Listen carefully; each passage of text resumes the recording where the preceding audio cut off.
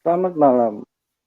Uh, dengan malam ini kita akan mengadakan video pembelajaran dengan beda jurnal dengan judul analisis produktivitas dengan metode penjadwalan di PT Spindo Unit 3 yang dilaksanakan oleh kelompok 5 dengan anggota Mbak Vina, Pak Hadi Tanto, Pak Rizal, Pak Pelik, Mbak Monika dan saya sendiri Kelenius sebagai moderator. Sebagai awal yang baik, kita akan dengar narasumber pertama kita yang akan dibawakan oleh Mbak Vina. Waktu dan tempat kami persilakan. Mbak Vina. Ya, terima kasih atas kesempatannya. Akan saya mulai untuk pemaparan materi bedah jurnal ini. Untuk judul jurnal yang akan dibedah oleh kelompok kami adalah analisis produktivitas dengan metode penjadwalan di PT Sindo Unit 3. Di next, Kak.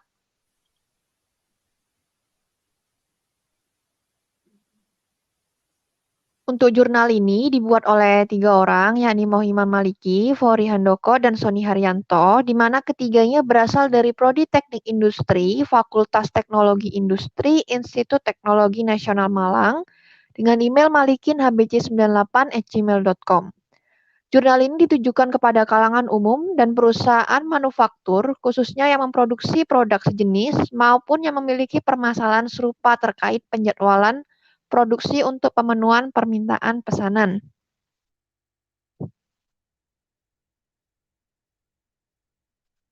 Maksud dan tujuan dari dibuatnya jurnal ini, penelitian ini bertujuan untuk menentukan dan mengetahui strategi penjadwalan jumlah tenaga kerja dalam memenuhi permintaan pesanan.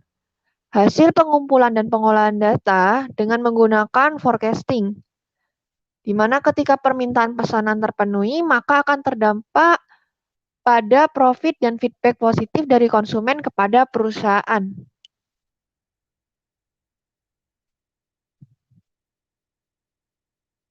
Inti keseluruhan dari jurnal ini membahas tentang perencanaan agregat planning untuk menentukan dan mengetahui strategi penjadwalan jumlah tenaga kerja dalam memenuhi permintaan pesanan. Hasil pengumpulan dan pengolahan data dengan menggunakan forecasting diolah menggunakan software POM-QM for Windows 3 dengan menambahkan metode trend analysis, yakni regress over time. Jurnal ini membahas tentang penjadwalan, yaitu daftar produk yang harus diproses dalam jangka waktu tertentu yang disusun menurut aturan prioritasnya. Penjadwalan atau scheduling adalah gambaran waktu yang diperlukan untuk melaksanakan tugas dengan memperhatikan syarat-syarat tugas, perkiraan permintaan, dan kapasitas persediaannya. Masalah penjadwalan sangat erat hubungannya dengan penyerahan dan beban, di mana tanggal penyerahan tersebut merupakan masukan utama dalam pembuatan jadwal. Forecasting dan agregat planning. Yang pertama, terjadinya peningkatan, di mana jumlah permintaan konsumen yang melebihi jumlah kapasitas produksi. Sehingga adanya peningkatan kapasitas, yakni kapasitas produksi ditingkatkan melalui perancangan penjadwalan produksi. Rancangan penjadwalan meningkatkan kapasitas produksi sesuai dengan jumlah permintaan serta jumlah tenaga kerja, dengan ekspektasi peningkatan kapasitas produksi yang dapat memenuhi permintaan konsumen. Untuk pembahasan tentang strategi akan dilanjutkan oleh rekan saya, Kak Rizal.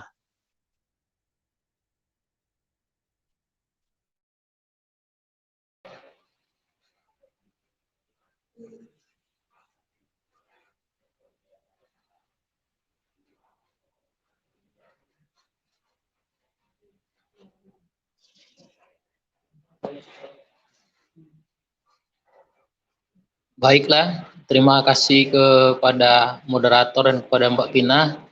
Saya lanjutkan untuk pembahasan slide berikutnya, itu strategi.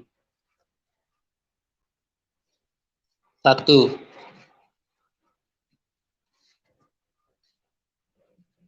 Penambahan tenaga kerja. Strategi ini dilakukan dengan cara menyesuaikan produk dan pekerja dalam periode tertentu. 2. Subkontraktor. Strategi ini terjadi ketika permintaan bertambah sementara kapasitas produksi tidak cukup untuk memenuhinya. 3. Strategi overtime. Strategi ini dibuat dengan menyesuaikan pada pola dari permintaan dengan memanfaatkan jam kerja lembur.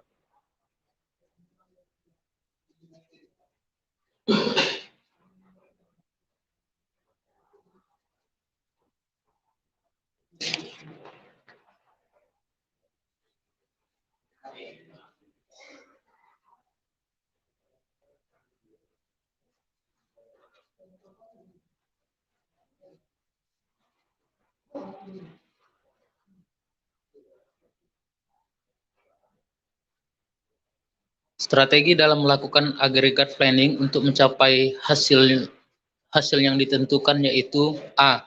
Strategi penambahan tenaga kerja. Strategi ini akan dilakukan dengan menyesuaikan antara permintaan produk dan pekerja dalam periode tertentu. Seorang staf yang kompeten akan dipertahankan, mempekerjakan dalam kurung hiring, dan biaya pemecatan hiring dihindari, dan permintaan dipenuhi sementara tanpa investasi di sumber daya permanen. B. Strategi subkontraktor. Strategi ini dilakukan apabila terjadi permintaan yang bertambah, sementara kapasitas produksi tidak cukup untuk memenuhinya. Sedangkan perusahaan tidak menghendaki dihilangnya atau pelanggan penting, maka menggunakan pihak ketiga atau subkontraktor untuk menyediakan kapasitas yang lebih tinggi. C. Strategi overtime. Strategi perencanaan produksi yang dibuat perusahaan dengan menyesuaikan pola dari permintaan. Kapasitas produksi dapat divariasikan pada strategi ini dengan menggunakan jam kerja lembur saat permintaan naik. 5.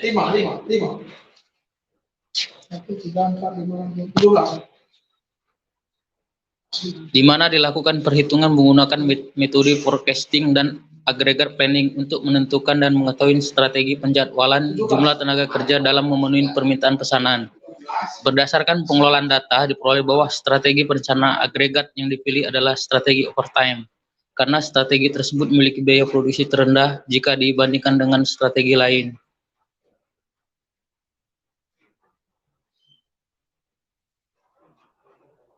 Kontribusi.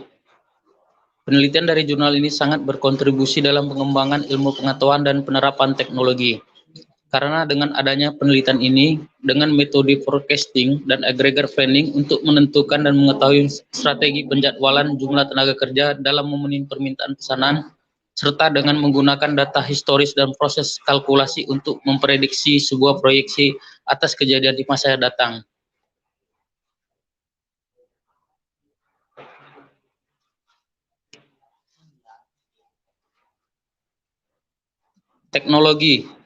Teknologi yang digunakan software POM Q4 Windows 3 dengan menambahkan metode trend analysis, regress over time. Semua jenis strategi yang dilakukan oleh perusahaan yang berhubungan dengan perencanaan penjadwalan produksi akan diperhitungkan.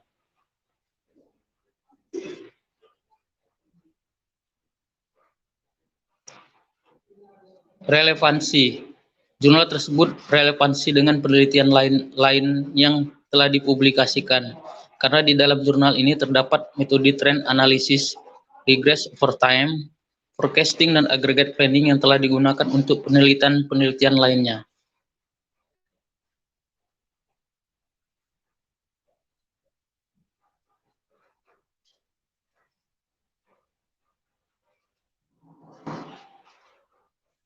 Pertama Mbak Pina dengan narasumber kedua Pak Rizal. Selanjutnya kesimpulan akan disampaikan oleh Mbak Monica. Waktu dan tempat kami persilakan.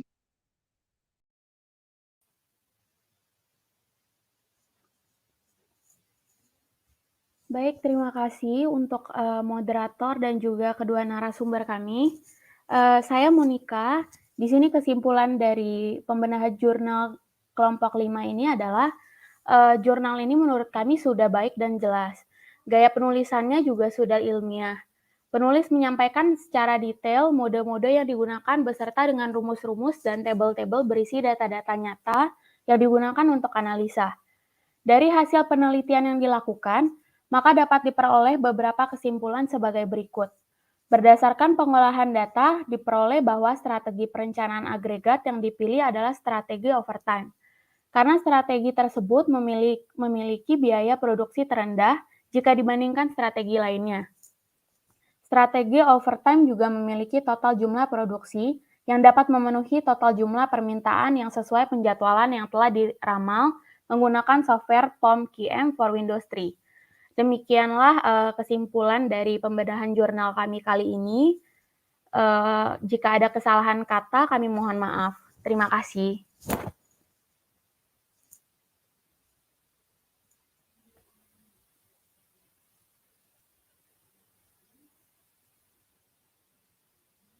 Ya, demikianlah video pembelajaran dari kelompok 5 tentang bedah jurnal.